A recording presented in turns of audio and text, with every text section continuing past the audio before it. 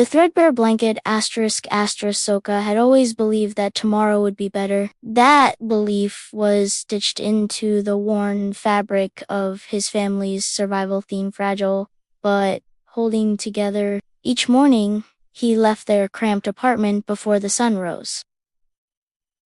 Navigating the crowded streets of Phnom Penh with weary eyes, his job as a security guard paid little, but it was all he had. His wife, Molly's, worked tirelessly at a garment factory, stitching clothes she could never afford, while their young daughter, Dara, stayed home. Her school books growing dust because tuition was a luxury they couldn't spare.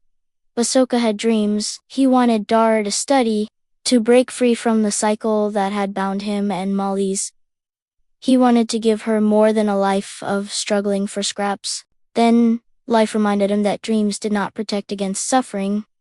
Malice's factory cut wages, food prices soared, and one cold evening, as rain seeped through the cracked roof of their home, their only blanket wrapped around Dara's frail frame, Soka realized that hope alone would not keep them warm. He took extra shifts, working through exhaustion, skipping meals so his family wouldn't have to. And yet, it was never enough. One night, Molly's returned home late, quiet and defeated. She placed her hands over his ruff, worn from labor, and whispered that her health was failing. Soka clenched his jaw, swallowing his fears. He had no money for medicine, no strength to complain. He could only promise her the same words he had always clung to. Tomorrow will be better. But then, something changed. The country's economy started to grow. Factories improved conditions, wages slowly increased, and education reforms were introduced.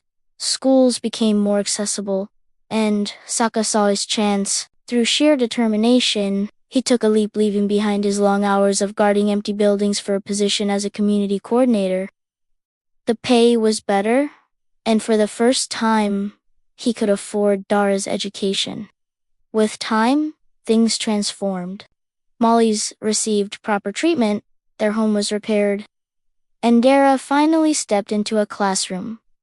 Her bright eyes filled with the promise of a future Soka had once only dreamed of. Years later, as he sat at their dining table, no longer balancing survival, but embracing life, he watched Dara preparing for her university entrance exam. She would become a teacher. She would change lives, just as Soka had fought to change hers. The threadbare blanket of their past was now folded neatly in a drawer, no longer a symbol of struggle but of resilience, the fabric of a family that never stopped believing in tomorrow.